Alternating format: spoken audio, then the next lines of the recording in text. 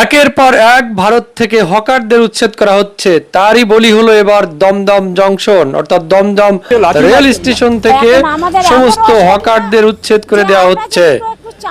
প্রশ্ন হলো এই হকাররা এখন কি করে খাবে? শুভেন্দুর অধিকারীর এই রাজনীতি হাজার হাজার মানুষের পেটের ভাত কেড়ে নিচ্ছে। শুভেন্দু অধিকারীর এই আগ্রাসনমূলক রাজনীতি হাজার হাজার মানুষের ক্ষুধার কারণ হয়ে দাঁড়াচ্ছে। এরপর তো তাহলে আমাদের চুরি চামারি করতে হবে। আমরা তো লেখাপড়া ছেলে না, যা ওই যে বেকার ভাতা যে বলছে, আমরা তো 8 পাস না মাধ্যমিক যে পাস না। বিজেপি নাকি বলে তারা চায়ের দোকানদারকে প্রধানমন্ত্রী বানিয়ে দেখেছে, তারা এখন চায়ের দোকান উচ্ছেদ করার জন্য উঠে পড়ে লেগেছে।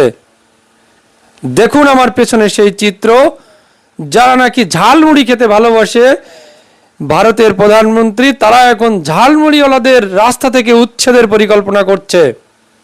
এই রাজনীতি পশ্চিম বাংলার মানুষের ঘুম কেড়ে নিয়েছে। তারা এখন বাঁচার জন্য মরিয়া হয়ে উঠেছে। কলকাতার রাজনীতি এখন শুধু মুসলিম নিধন রাজনীতি না, কলকাতার রাজনীতি এখন দমন পীড়ন রাজনীতি। তৃণমূলের নেতা নেতৃত্বের উপরে যেভাবে আক্রমণ হচ্ছে, যেভাবে আঘাত আনা হচ্ছে, তাতে বিজেপি তাদের আসল রূপ দেখিয়ে দিচ্ছে প্রত্যেকটা পদে পদে।